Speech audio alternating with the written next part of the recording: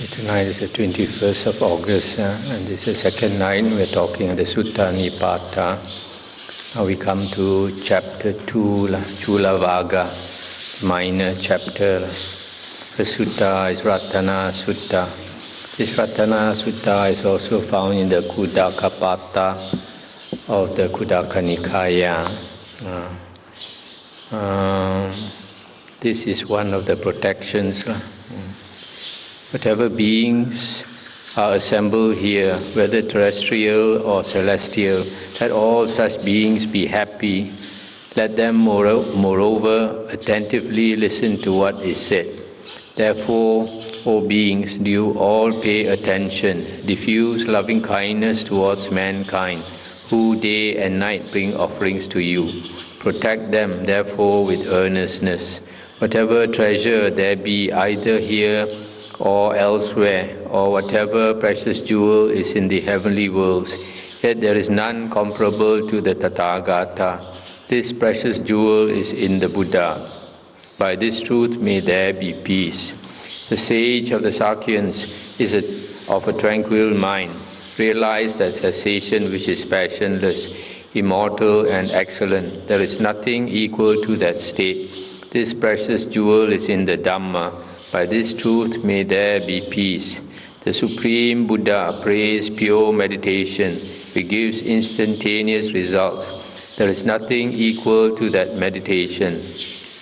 This precious jewel is in the Dhamma. By this truth may there be peace. 8 individuals are praised by good people. They constitute the 4 pairs. They are the disciples of the Buddha, worthy of offerings. Whatever is offered to them yields abundant fruit. This precious jewel is in the Sangha. By this truth may there be peace. Those who are freed from desires are well established in the teaching of Gotama with firm mind. They have attained to that which should be attained. Having plunged into immortal Nibbana, they enjoy the peace, having obtained it for nothing. This precious jewel is in the Sangha. By this truth may there be peace. Just as a city gate fixed in the earth is not shaken by the winds from the 4 directions, even so do I declare to be a good man he who thoroughly perceives the noble truths. This precious jewel is in the Sangha. By this truth may there be peace. Those who comprehend clearly the noble truths, well taught by him who is endowed with profound wisdom, however exceedingly heedless they may be, they do not take birth for the 8th time. This precious jewel is in the Sangha. By this truth may there be peace. Stop here for a moment. This one, if one clearly comprehends the noble truths, then he's a Sotapanna, at least. So a Sotapanna will have a maximum of 7 rebirths, not the 8th time.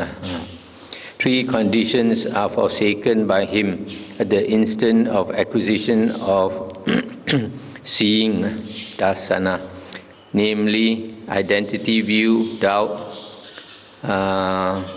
attachment to rules and vows or ceremonies, should there be any. He is also absolutely freed.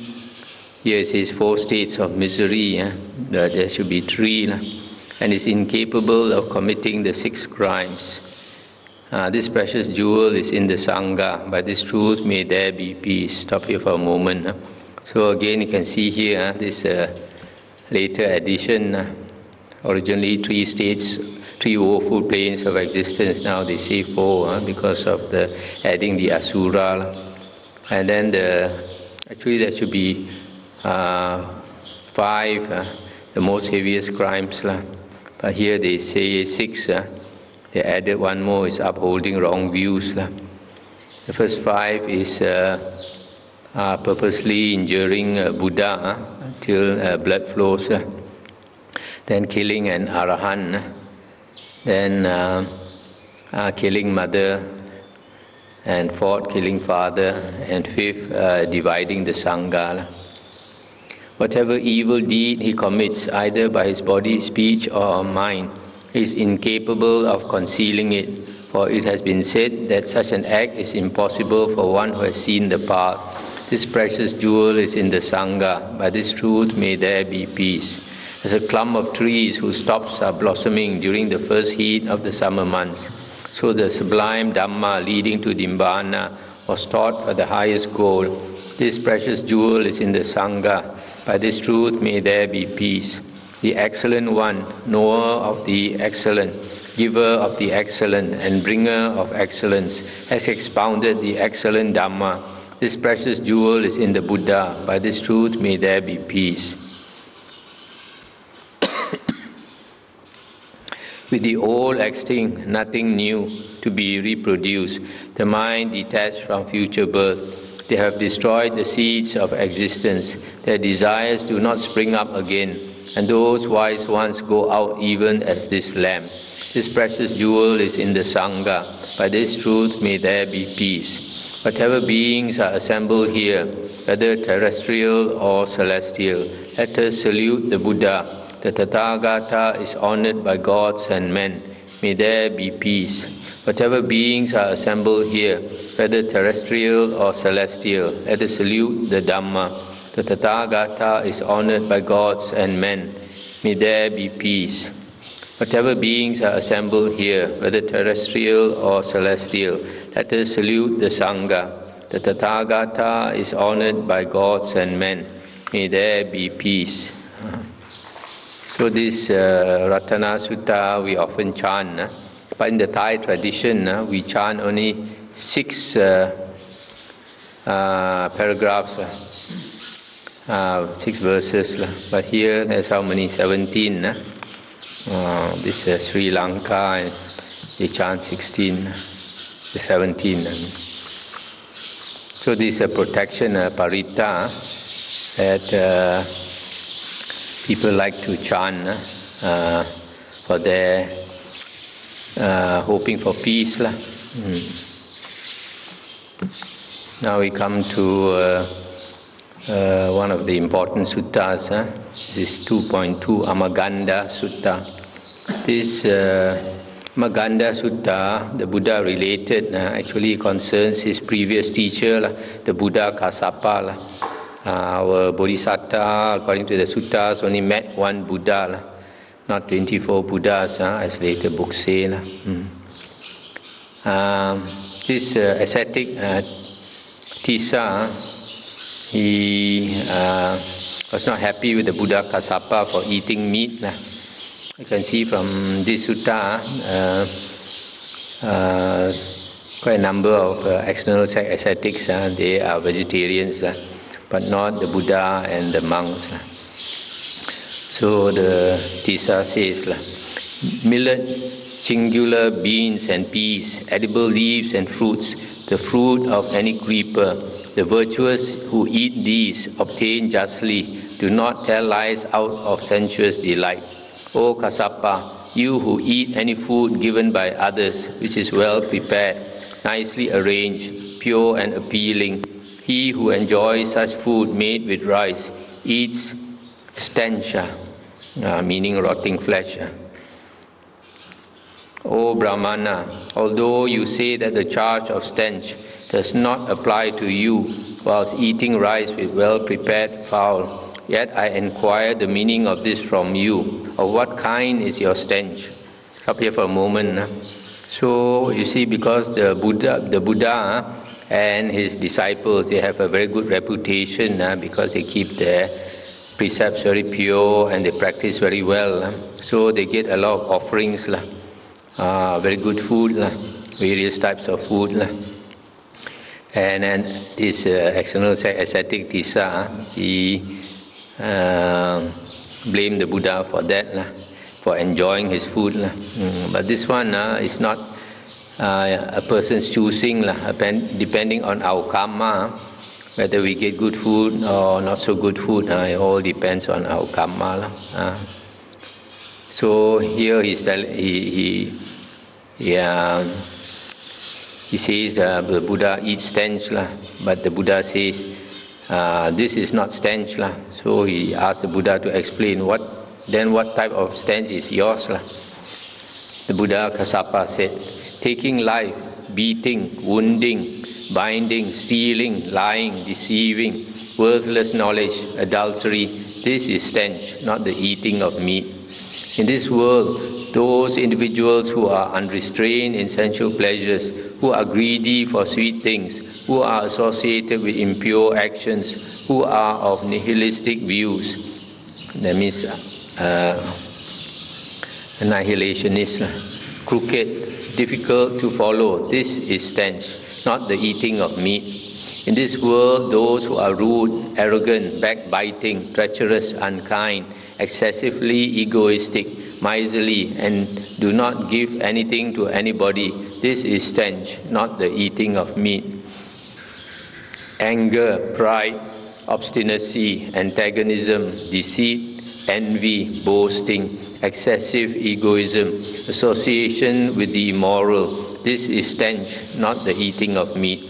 Those who are of bad morals, refuse to pay their debts, slanderous, deceitful in their dealings, pretentious, those who in this world, being the vilest of men, commit such wrong things, this is stench, not the eating of meat. Those persons who in this world are uncontrolled towards living beings, who are bent on injuring others, having taken their belongings, immoral, cruel, harsh, disrespectful, this is stench, not the eating of meat. Those who attack these living beings either out of greed or of hostility and are always bent upon evil, go to darkness after death and fall headlong into woeful states. This is stench, not the eating of meat. Abstaining from fish and meat, nakedness, shaving of the head, matted hair, smearing with ashes, wearing rough deer skins, attending the sacrificial fire, none of the various penances in the world performed for unhealthy ends, neither incantations, oblations, sacrifices, nor seasonal observances purify a person who has not overcome his doubts. Stop here for a moment. So this is a list of the external sect ascetic practices where they do all kinds of practice all kinds of austerities. So you can see from here, abstaining from fish and meat. The Buddha says they practice all this. Does not purify a person who has not overcome his doubts. So it's very clear from here, the Buddhas, they are not vegetarians. He who lives with his senses guarded and conquered and is established in the Dhamma, delights in uprightness and gentleness, who has gone beyond attachments and has overcome all sorrows, that wise man does not cling to what is seen and heard. Thus the Buddha Kassapa preached this again and again. That ascetic who was well versed in the Vedic hymns understood it. The sage who is free from defilements, non-attached and difficult to follow, uttered this discourse in beautiful stanzas. Thus, having listened to the well-spoken words of the Buddha, who is free from defilements which end all misery, he worshipped the Tathagata with humble mind and requested to be admitted into the Sangha at that very place. So you see this, after the Buddha explained to him what really is stench, not just the eating of meat by itself. Then, having understood, he asked to go forth under the Buddha. 2.3 Hiri Sutta. Hiri is usually comes Hiri Ottappa. It's a sense of shame, having a sense of shame. The Buddha delivered this discourse to a Brahmin of Savatthi who wished to know the answers to the following 4 questions. With whom should one not associate? With whom should one associate? What brings happiness? What is the sweetest condition? And the Buddha said, know this well, that he is not my friend who behaves shamelessly and who despises his friend while saying, I am your friend, without undertaking any work he can do for him. The wise know him as a mere talker, but not a doer. one who uses pleasant words to friends but does not act accordingly. He is not a friend who is always anxiously alert to a conflict and who is only looking out for defects. He is indeed a friend who is incapable of being separated from you by others, like a son on his father's breast. One who bears human responsibility which yields good result, who cultivates that cause which gives joy and brings praise and happiness, having drunk the sweetness of solitude and also the sweetness of tranquility, one becomes free from fear and wrongdoing while drinking the sweetness of the joy of truth. So initially the Buddha says what is a false friend, what is a true friend. And then what brings praise and happiness, and then what brings joy of truth. 2.4 Mahamangala Sutta. This sutta is also found in the Khuddaka Pata, definition of the highest blessing. Thus have I heard. Once the Buddha, this one also one of the suttas we chant. Once the Buddha was living near Savatthi in the Jeta Grove at Anathapindika's monastery. Then one beautiful night, a certain Devata, having illumined the whole Jeta Grove with surpassing splendor, came to the Buddha and, making salutation, stood to one side and addressed the Buddha in the following verses. Many gods and men wishing for well-being have pondered over those things that constitute the highest blessings. Tell us, what is the highest blessing? The Buddha said, not to associate with fools, but to associate with the wise, and to honor those who are worthy of honor. This is the highest blessing. Stop here for a moment. Fools and wise in the Buddha's teachings may be different from fools and wise in the worldly sense. The worldly sense, a fool is a person who doesn't know. Wise is a person who knows. But in the Buddha's teaching, a fool is one who does not practice the Dhamma. A wise person is practicing the Dhamma and going off for a good rebirth, whereas the fool is going to the woeful plains of rebirth. To reside in a suitable environment, to have done meritorious deeds in the past, and to set oneself on the right course, this is the highest blessing. Stop here for a moment. A suitable environment is one where you can practice the Dhamma, where you can listen to the Dhamma, and ideally, if you have monks to do dana to teach you the Dhamma also, and you have monasteries to go and keep the 8 precepts and learn the Dhamma and learn to meditate, etc. So like a Buddhist country would be the best environment. So if you have done meritorious deeds in the past, then this life you'll have a lot of blessings. And thirdly, to set yourself on the right course, that means on the course of Dhamma, is the highest blessing. Number 4. This one is Bahu Sachancha Sipancha Vinayocha Susikito.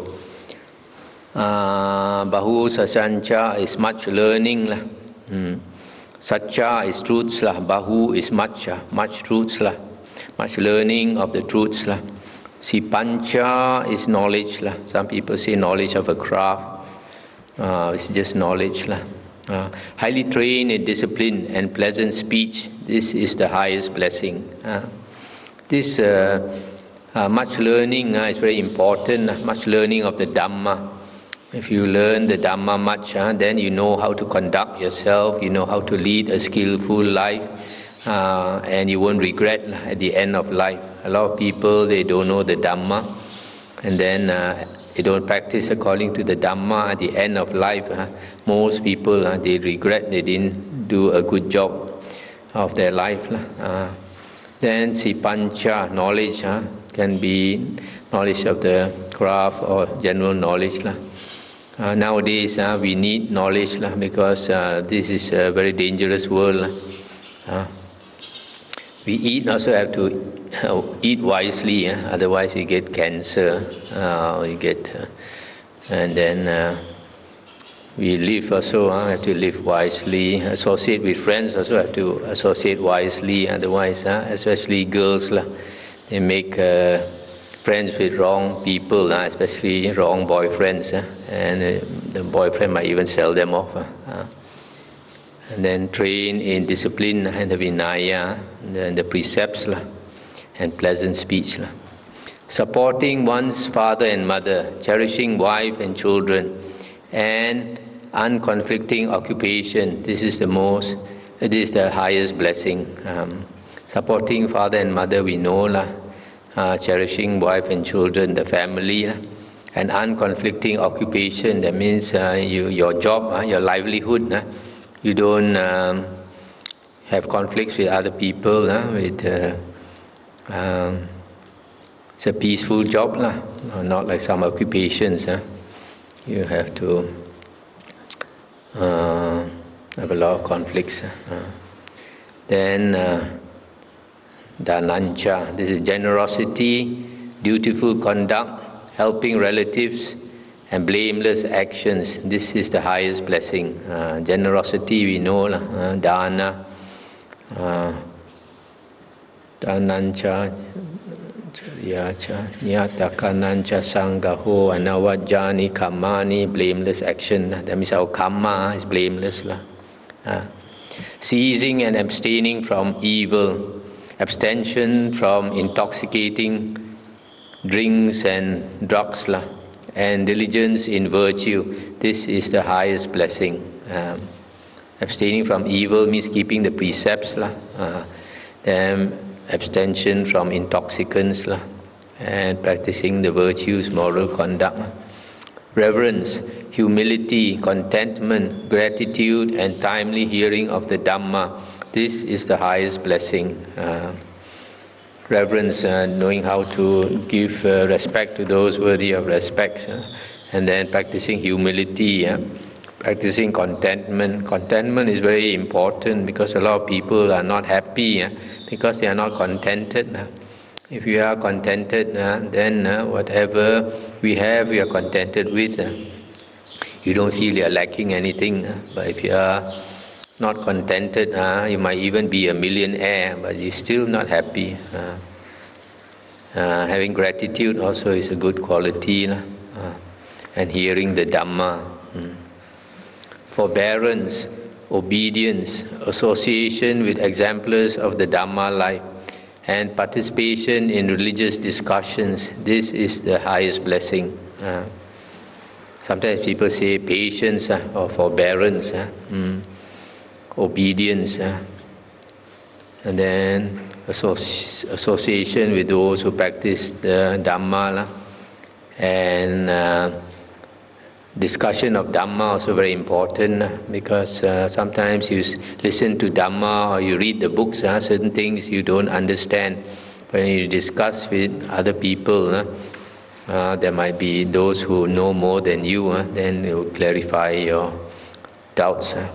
Self-control, perception of the noble truths, and the realization of Nibbana. This is the highest blessing. If one's mind is sorrowless, stainless, and secure, and is not disturbed and affected by worldly vicissitudes, this is the highest blessing. Those who thus acting are everywhere unconquered, attain happiness everywhere. To them, these are the highest blessings. So this is a very good sutta. Actually, this sutta was spoken to a deva. Devas also want blessings, not only human beings want blessings. And even what we call bomo. Bomo is, how do you say, gong tao shi. They even go to monasteries to offer dana, so they have the more power. Shaman. So this, if we practice all these things, we will have a lot of blessings. And not only having blessings, we will be very safe and secure. When you have blessings, then the devas also will look after you. 2.5 Suchiloma Sutta. This sutta is also found in the Samyutta Nikaya 10.3. This discourse is a little similar to the Culavagga Sutta. Thus have I heard. Once when the Buddha was spending some time at Gaya on a stone couch in the abode of the Yakka, Suchiloma, the Yakkas, Kara and Suchiloma were passing nearby. And Kara asked, "Is this man an ascetic?" Suchiloma replied, "He is no ascetic, but merely feigning his appearance. However, I'll make sure." Then Suchiloma went up to the Buddha and tried to press himself against his body, but the Buddha drew back from his touch. Thereupon Suchiloma asked the Buddha, "Ascetic, are you afraid of me?" The Buddha replied, "Friend, I am not afraid of you, but your touch is unpleasant." And Suchiloma said, "I shall ask you a question, ascetic. If you fail to answer, I'll drive you out of your mind, or tear out your heart, or take you by your feet and fling you to the other side of the Ganges." And the Buddha said, "I do not see, friend, in the world a person who could do so. However, friend, ask any question you like." And Suchiloma asked, "From where do passion and hatred spring? From where do discontentment, attachment and terror spring? From where do evil speculations arise and harass the mind as do boys a crow?" And the Buddha said, "Passion and hatred spring from egoism. So do discontentment, attachment and terror. Speculative thoughts also spring therefrom and harass the mind as do boys a crow. They spring from desire, are in oneself like the shoots which spring from the branches of a banyan tree. They are attached to sense desires like a maluva creeper which overgrows the jungle. Listen, Yakka, those who know the source overcome it. They cross the flood which is difficult to cross, which has never been crossed before, and are no more reborn." So here, all these evil states come from the egoism. Because of the ego, we have passion, we want to satisfy our sensual desires, and then we have hatred when we cannot satisfy our wants. Then discontentment, attachment, fear, stray thoughts and all these things. 2.6 Dhammacharya Sutta. Charya is conduct, I think. Conduct. According to Dhamma. If one renounces household life, becomes a recluse, and leads a pure and celibate life, this is the worthiest jewel. However, if he be by nature garrulous or talkative, and brutishly derives pleasure from injuring others, the life of such a one becomes unprofitable, and his defilements increase. A monk who delights in quarreling, being veiled by delusion, does not understand the Dhamma preached by the Buddha, even when explained. Led by ignorance, he does not understand that injuring those whose minds are well composed is misconduct that leads to a woeful state. That kind of monk certainly will experience misery after death, going to places of suffering from birth to birth, from darkness to darkness, like a cesspool, shithole, filled over a number of years. Such an impure one is difficult to be purified. Monks, if you should know such a one who is attached to the worldly life, having unwholesome desires, ulterior motives, and evil modes of behavior, ostracize and oust him, all being united. As dust, sweep him out. As refuse, remove him. Then remove those hollow ones who, not being monks, yet pretend to be so. Eject those possessing the aforementioned undesirable traits of character. Be pure and associate with the pure. Being mindful, united, arise and put an end to suffering. So this last part, the Buddha says, if a monk in a monastery is not practicing as a monk, but is a hypocrite, pretending to be a monk, then the Buddha said, Don't let him stay, throw him out of the monastery.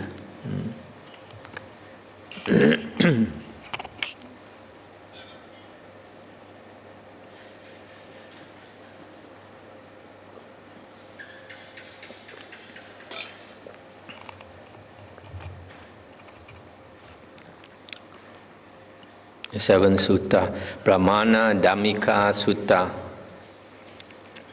Thus have I heard. Once the Buddha was living near Savatthi in the Jeta Grove at Anathapindika's monastery. Then a great many wealthy Brahmins of Kosala, decrepit, elderly, old, advanced in years, arrived at old age, went to where the Buddha was residing, and were highly pleased with seeing him, having exchanged friendly speech, causing delight and worthy of being remembered. They sat down on one side and asked the Buddha, Venerable Gotama, are the Brahmins of the present day found engaged in the Brahmin duties of the ancient Brahmins? And the Buddha said, the Brahmins of the present day are not indeed found engaged in the Brahmin duties of the ancient Brahmins. And they said, it will be good of you, Gotama, if you will explain them, if it is not inconvenient to you. And the Buddha said, the sages of ancient times, possessed of self-control and restrained mind, abandoning the fivefold sensual pleasures, led a life for their own welfare. The Brahmins of ancient times had no cattle, neither gold nor corn. Learning was wealth and corn for them. They protected this divine treasure. Whatever food prepared for them was offered at the door. They considered that it was prepared through devotion to those seekers. Prosperous people from the provinces and outside countries worshipped those Brahmins with garments of various colors, beds and dwellings. The Brahmins were neither injured nor conquered. They were protected by virtue. No one ever opposed them at the entrance of any household. Formerly, the Brahmins practiced celibacy from their youth up to their 48th year. They were engaged in search of learning and good conduct. The Brahmins cohabited not with another's wife, nor did they buy a wife. Being brought by mutual love to love together, they were pleased with each other. The Brahmins cohabited not except with a wife whose menstrual discharge had ceased, and at no other time but the right time. Stop here for a moment. So in the years gone by, the Brahmins were the ascetic caste. So up to the first 48 years, they practiced the holy life, begging for their food, have no property and all that. And then after 48 years old, if they want, they can marry, choose another Brahmin girl they like, and then if they have sex, it's only for the purpose of having a child, not other purpose. They praise chastity, morality, integrity, amiability, penance, gentleness, non-violence and forbearance. If there was any Brahmin of great influence who was the noblest of them, even he was chaste and did not even in dreams indulge in sexual intercourse. Here some wise men, following the Brahmin's precepts, praise chastity, morality and forbearance, having begged for rice, beds, cloth, butter, oil, and collecting them by fair means. They offered such objects as these for sacrifice, and at the sacrifice they did not kill cows.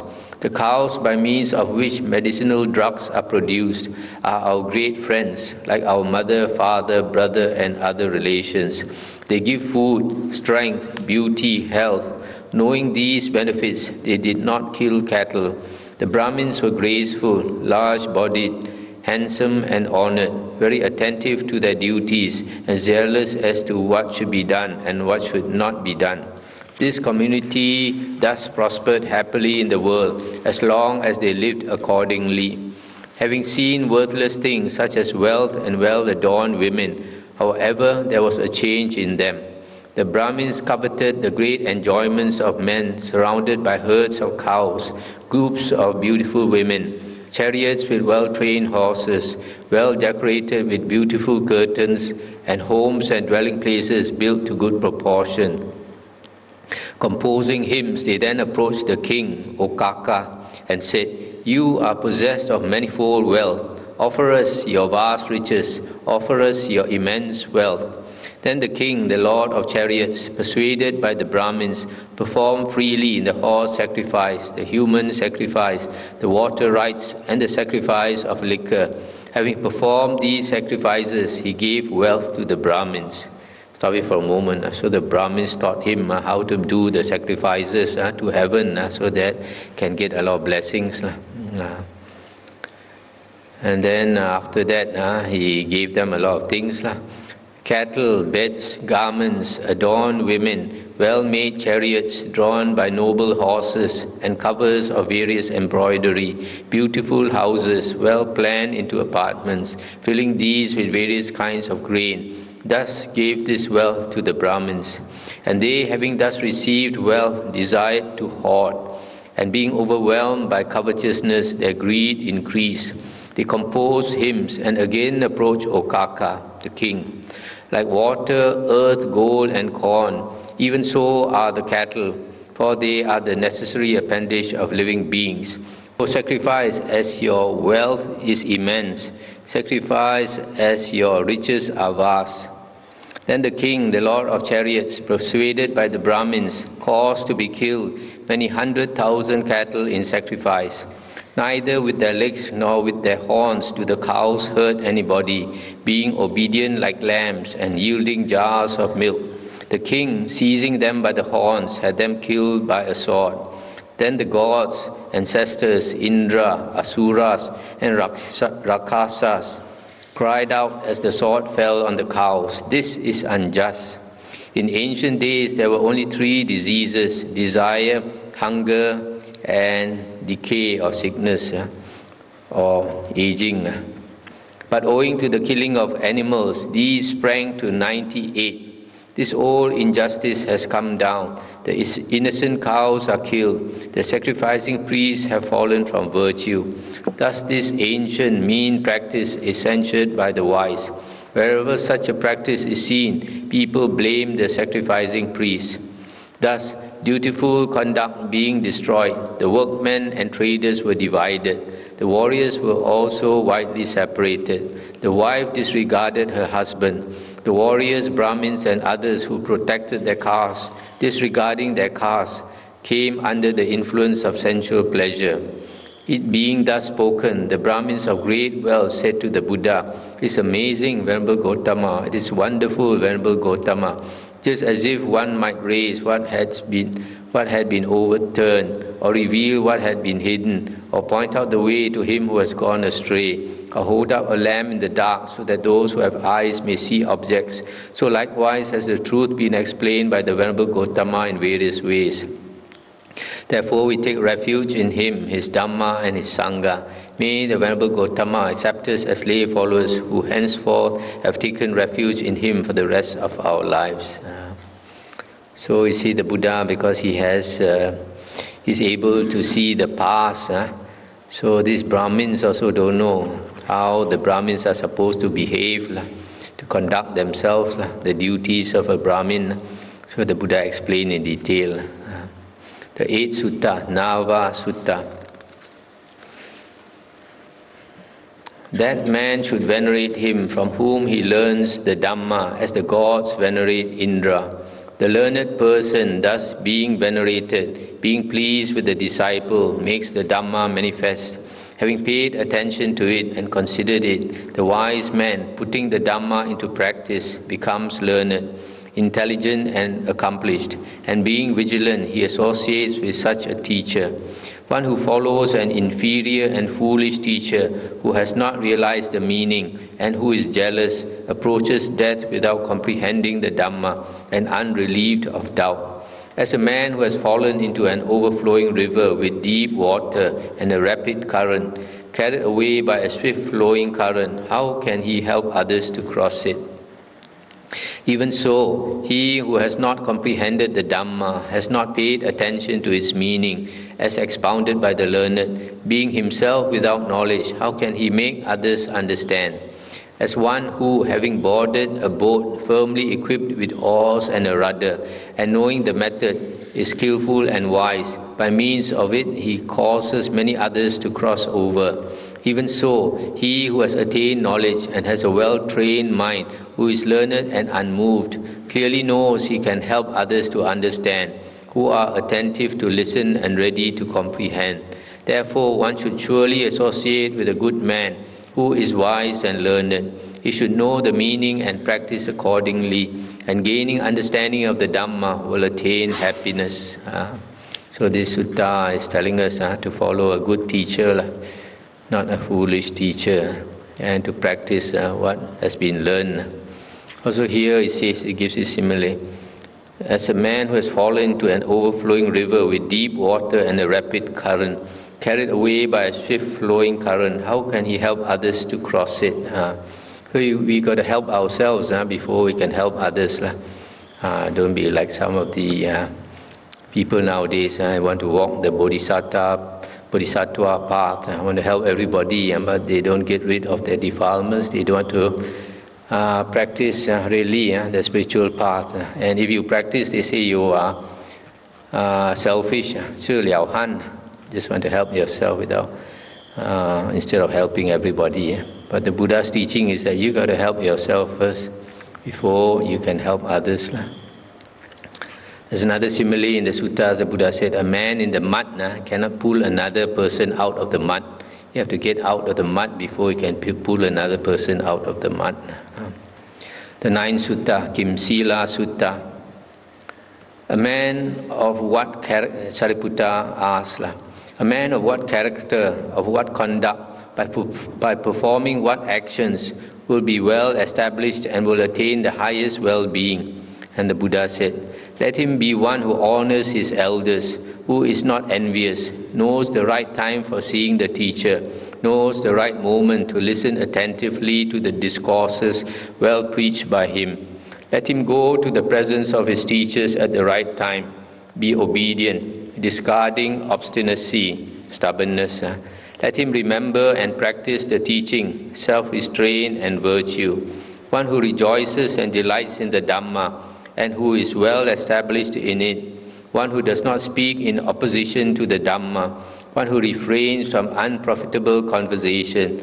Let him pass his time with true and well-spoken words. Having abandoned laughter, gossip, complaining, ill will, deception, hypocrisy, greediness, spite, bad temper, impurity and attachment, let him live free from pride with steady mind. The essence of well-spoken words should be understood. The essence of learning and understanding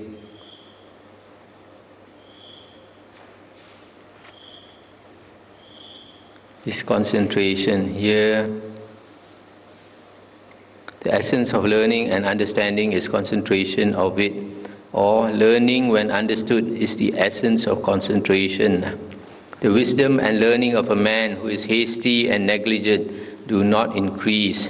Those who delight in the teaching taught by the noble ones are unique in speech, mind and action, are established in peace, gentleness and meditation, and obtain the essence of learning and wisdom.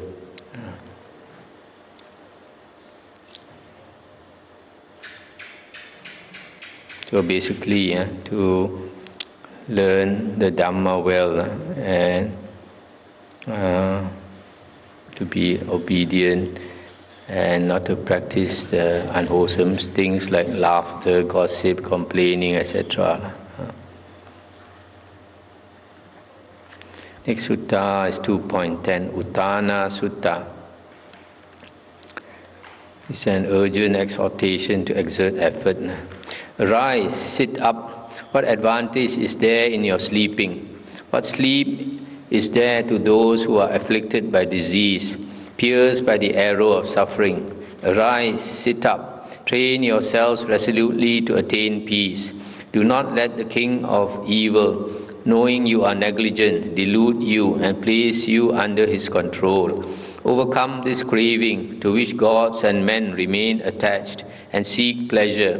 Do not let the opportune moment pass. Those who let the opportune moment pass grieve when they are consigned to a woeful rebirth. Negligence is a defilement, and so is the defilement which falls continuously from negligence to negligence. By earnestness and knowledge, let one pluck out his dart of passions. So this advice, not to sleep so much. Next sutta, 2.11, Rahula Sutta. The Buddha says to Rahula, do you not despise the wise man by constantly living with him? Is the holder of the torch to mankind honored by you? And Rahula said, I do not despise the wise man by constantly living with him. The holder of the torch to mankind is always honored by me. Stop here for a moment. Sometimes disciple stays with the teachers for some time, and then he look at his faults. Sometimes, even though his faults are not big faults, but a person can be very critical. And after living for some time with the teacher, he finds fault with the teacher, so he will despise the teacher. So here Buddha is asking Rahula whether, constantly living with the Buddha, whether Rahula despises the teacher. And the Buddha said, discarding the 5 pleasures of sense, enticing and delightful to the mind, renounce the home through confidence of faith. Be one who puts an end to suffering. Associate with good friends. Resort to a remote dwelling place which is secluded and quiet. Be moderate in eating. Do not crave for these things, robes, food, medicines, and dwelling. Do not be one who returns to the world. Have restraint according to the disciplinary code. Be restrained in the 5 senses. Be mindful of the body and continually develop dispassion. Avoid lustful signs which are connected with passion. Cultivate your mind which is concentrated and undisturbed on the impurities of the body. Meditate on the signless. Forsake the tendency of egoism. Thereby ending such egoism, you will live calmly. Thus the Buddha constantly advised Venerable Rahula by these stanzas. Although it's short, there's a lot of advice inside here. 2.12 Vangisa Sutta is also found in the Theragatha, verses 1263 to 1278. Vangisa wants the Buddha to confirm that his teacher has attained Nibbana. Once the Buddha resided near Alavi at a shrine called Agalava. At that time, the Venerable Nigrodha, the preceptor of Venerable Vangisa, had passed away there not long before. Then a thought occurred to the Venerable Vangisa during his private meditations as to whether his preceptor had attained Nibbana or not.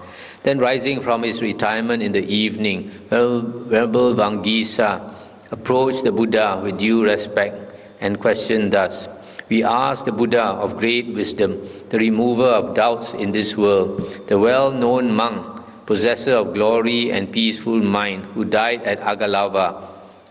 O Buddha, the name Nigrodha Kappa was given to him by you. Being strenuous, he wandered about venerating you, aspiring to liberation, firm in the perception of the Dhamma. O Buddha, the all-seeing one, we all wish to know about that disciple. We are ready to hear. You are our master. You are incomparable. Cut off our doubt. Tell us about this. O you of extensive wisdom, make known to us whether he has attained Nibbana. O you all-seeing one, speak in the midst of us as the 1,000-eyed Indra, the king of gods. Whatever knots there are in the world leading to delusion, associated with ignorance, causing doubt, all these are untied when one comes to the Tathagata. Indeed, his eye is the greatest for all men. If a man such as you did not dispel passions as wind dispels the clouds, the whole world would be covered with darkness. Not even illustrious men would shine. Wise men are the enlighteners. For certain, I think you are a wise one. We have come to you endowed with insight and knowledge. will you reveal the position of Venerable Nigoda Kappa to us in the midst of this assembly? O lovely one, quickly raise your sweet voice as a swan stretching forth its neck with a rich and well-regulated voice. We will all listen to you attentively. We earnestly request you, the pure one who has overcome birth and death completely, to proclaim the Dhamma, for this is not a mere fulfillment of the desire of those who are worldlings. Let the Tathagata act with wisdom.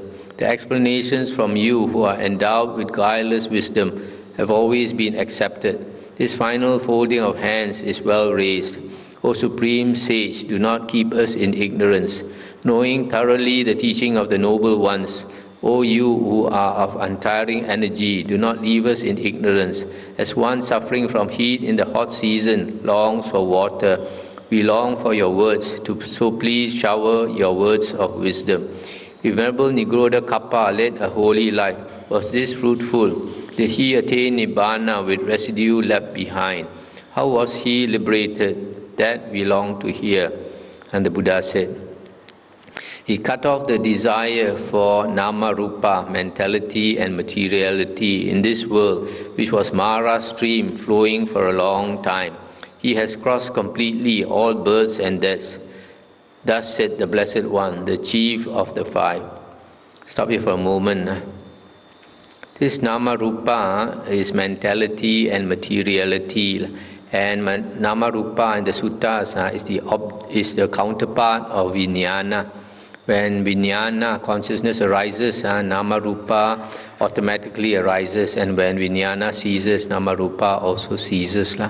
And consciousness is knowing, conscious of something. That something is nama rupa. So nama rupa is the whole world, the whole universe, consisting of nama, which is the mentality, the mental side, and rupa is the physical world. So mentality and materiality is the whole world. So he has cut off desire for the world, mentality and materiality. And the Buddha is the chief of the five, the chief overcome the five, and the five,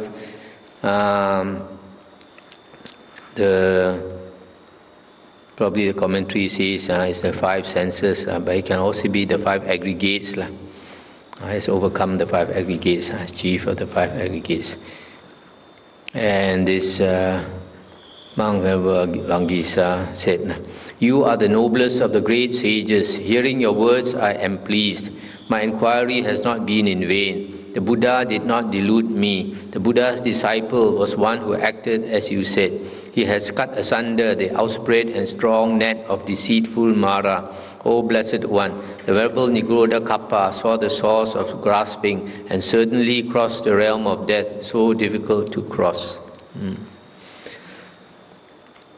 The next sutta is 2.13, Samma Paribhajanya Sutta. The right homeless life, or the perfect homeless life. Here it says the correct homeless life.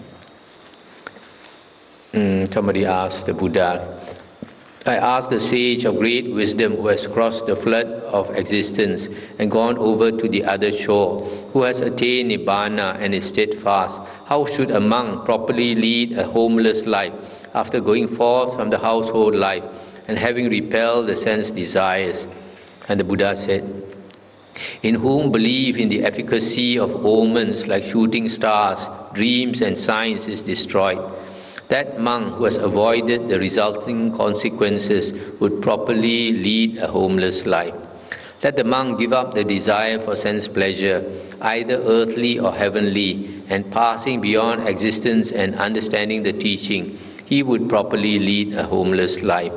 Let the monk refrain from slander and give up anger and greed, and be free from attraction and repulsion, he would properly lead the homeless life.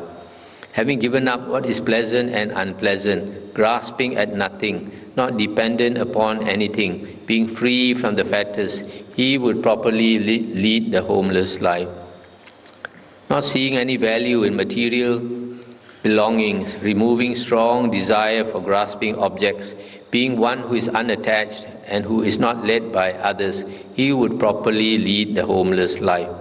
Being one who is not opposed to anyone, either by word, thought, or deed, understanding the teaching well, aspiring to the state of Nibbana, he would properly lead the homeless life.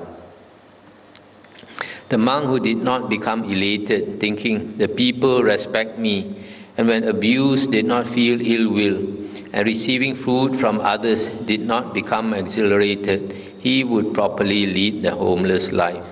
The monk who, abandoning craving and becoming, abstaining from harming and obstructing others, has overcome doubt and removed the arrow of desire, he would properly lead the homeless life.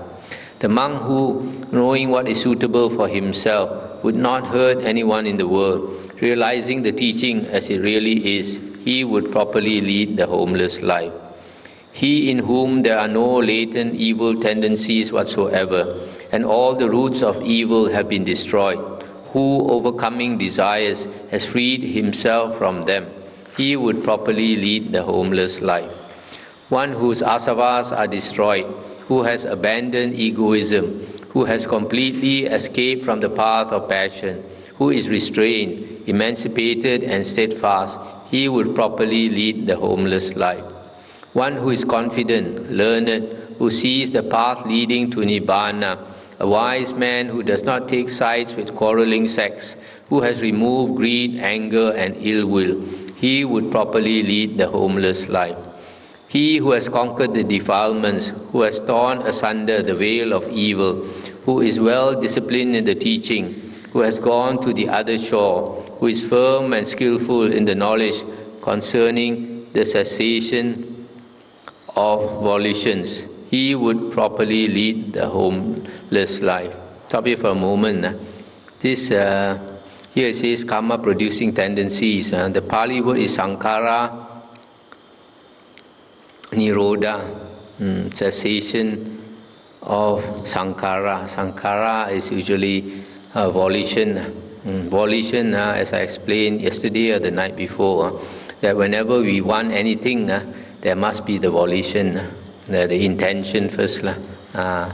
So if a person destroys a volition or seizes volition, then he has no more desire, does not want anything, that's why he has no volition anymore, does not use the will anymore.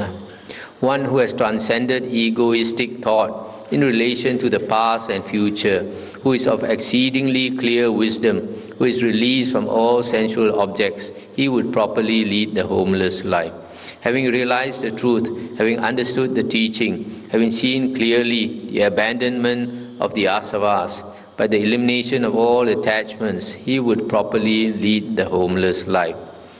And the questioner said, certainly, Blessed One, it is so. The monk who lives thus, restrained and having overcome all fetters, would properly lead a homeless life. So basically here is how to lead the homeless life. The last sutta in this chapter is 14, Dhammika Sutta. Thus have I heard. Once when the Buddha was dwelling near Savatthi in the Jeta Grove at Anathapindika's monastery, the lay disciple Dhammika, accompanied by 500 colleagues, visited him. After paying their respects, they took their seats and Dhammika addressed the Buddha. O Gotama of great wisdom, I ask you, acting in what manner does a disciple who goes from home to a homeless life, or one who is still a good lay devotee, act well? For you know the course of the world, including that of the gods, and also the way beyond. There are none comparable with you, who see the subtle meaning of things. They say that you are indeed the most excellent and enlightened one. Realizing all wisdom and being merciful to all sentient beings, you expounded the Dhamma. You are the destroyer of the veil of ignorance. You are the possessor of eyes on every aspect.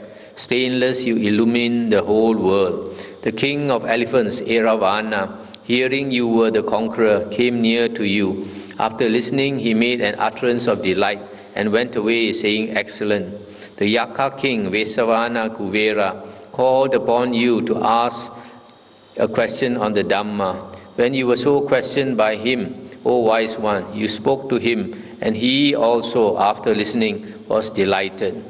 None of those disputing heretics, whether Ajivakas or Nigantas, can overcome you by wisdom, as one who is stationary cannot overtake the one who walks swiftly.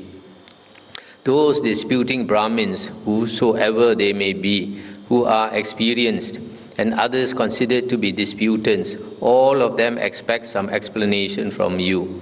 Indeed, this Dhamma, subtle and pleasant, which has been well preached by you, Blessed One, we all are longing to hear.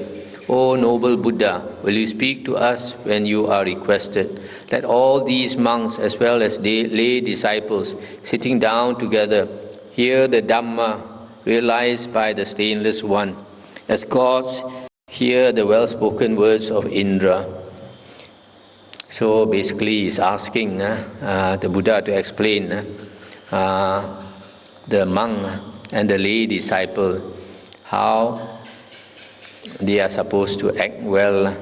And the Buddha said, monks, listen to me. I shall make you hear the pure Dhamma. Will you bear it in mind? Let the wise man who is intent upon his own progress practice the way of deportment suitable for a renounced one. The monk should not be wandering at the wrong time, but should go to the village for alms at the proper time. Temptations cling to him who wanders at an improper time. Therefore, the wise ones do not wander at the wrong time. Stop here for a moment. The right time for a monk to go to the village is supposed to be in the morning to beg for the food. And the rest of the day, generally, we don't go unless we have something important to do. Forms, sounds, tastes, odors, and contacts completely intoxicate people. Putting away the desire for these things, he should go at the right time for the morning meal. The monk, having thus obtained his meal and returned alone, should sit in solitude, reflecting within himself. He should be self-composed, avoiding distractions. If he speaks with a follower or with anybody else or with a fellow monk, he should speak of the excellent Dhamma. He should not slander nor speak ill of others. Some put forward controversial arguments. We do not praise the people of lower wisdom. Temptations from here and there ensnare them, for their minds become deeply involved in them. The follower of the noblest wise one, on hearing the Dhamma taught by him, should make use of food, lodging, bed, seat, water, and clean his robe with due care. Therefore, in being detached from these things, the monk must be as a drop of water on a lotus leaf. That means not stick or attached to things. Now I will tell you of the rules of conduct for a householder, acting according to which he becomes a good disciple. The monk duty cannot be fulfilled by him who possesses household property. Let him not destroy life, nor cause others to destroy life, and also not approve of others' killing. Let him refrain from oppressing all living beings in the world, whether strong or weak. Then, because the disciple knows that it belongs to others, stealing anything from any place should be avoided. Let him not cause to steal, nor approve of others stealing. All stealing should be avoided. The wise man should avoid the unchaste life, the brahmacharya, or the non-celibate life, as if it were a burning charcoal pit.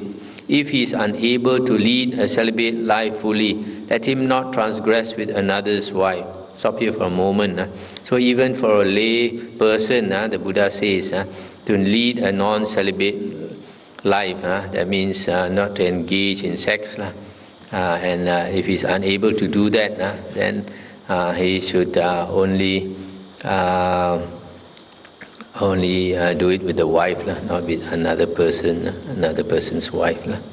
Whether he's in an assembly or in a public place, let him not tell lies to another. Let him not cause others to tell lies, nor approve of others telling lies. The householder who delights in self-control, knowing that taking intoxicants results in its loss, should not indulge in taking intoxicants, nor should he cause others to take them, nor approve of others doing so. Fools commit evil deeds as a result of drunkenness and cause other people who are negligent to act accordingly. One should avoid this fear of evil deeds, this madness, this delusion, this delight of fools.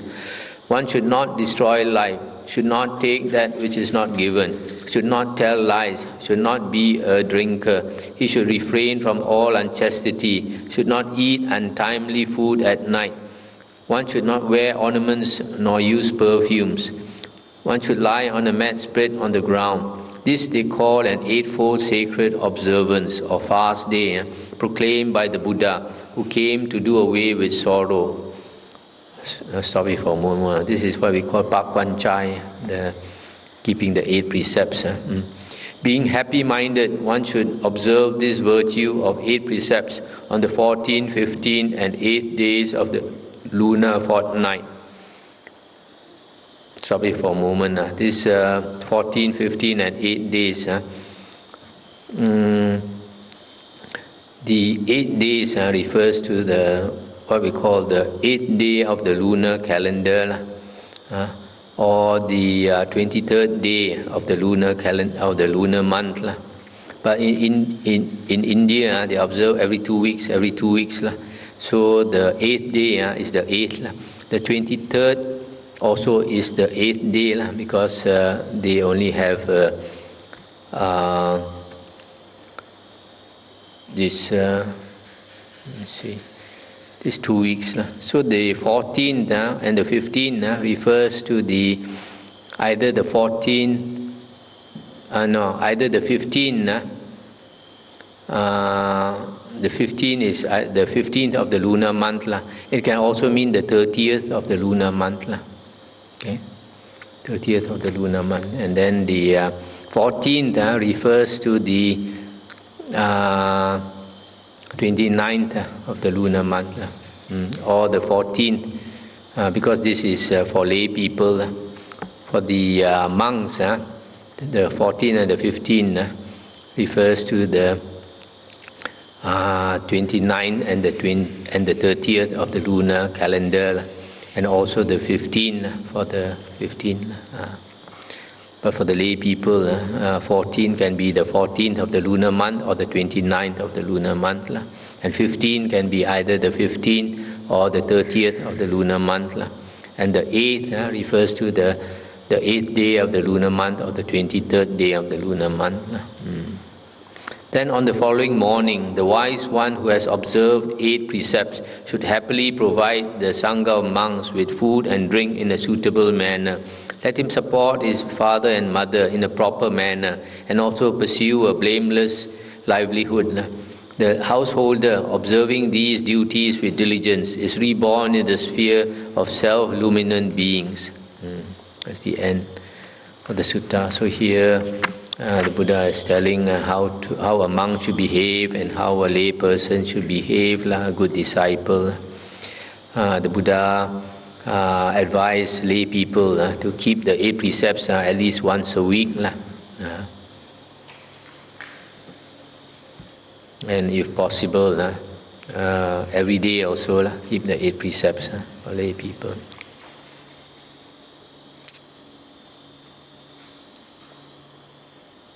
Anything to discuss? It says here on paragraph 26, he should lie on a mat spread on the ground. Does that mean even a bed is not okay? A bed is okay, but during the Buddha's time, if a bed is high or broad, it's considered luxurious.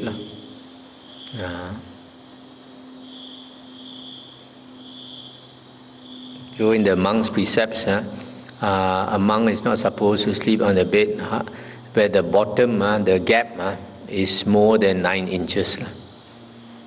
One of the reasons for this was this nun, Upalavana. She was practicing in the forest, and this Upalavana was one of the young nuns, was extremely beautiful. So a young man fell in love with her. So and then because her kuti was in the forest, this young man went into her kuti when she went for alms round and hid under the bed. And when she came back, this young man raped her. So this in the Vinaya books.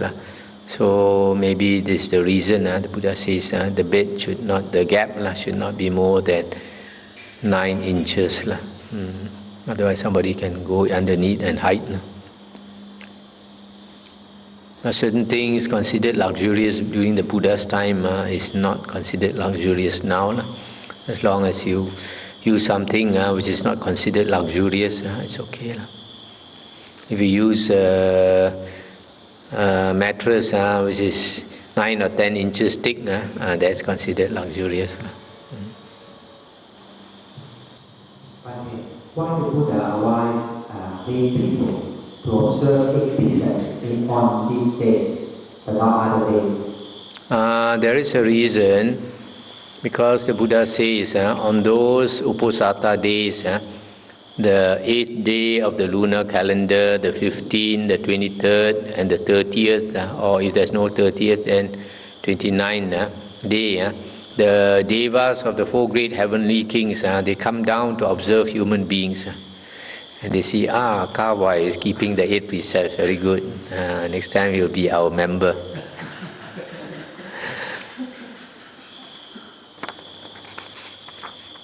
In this chapter we just went through the 3 popular suttas, the Ratana Sutta, which we chant often, the Amaganda Sutta, and the Mahamangala Sutta. The Amaganda Sutta shows that not only our Buddha, but the previous Buddha also was not a vegetarian, so we can assume that all Buddhas are not vegetarians, because all Buddhas beg for their food. And beggars are not choosers.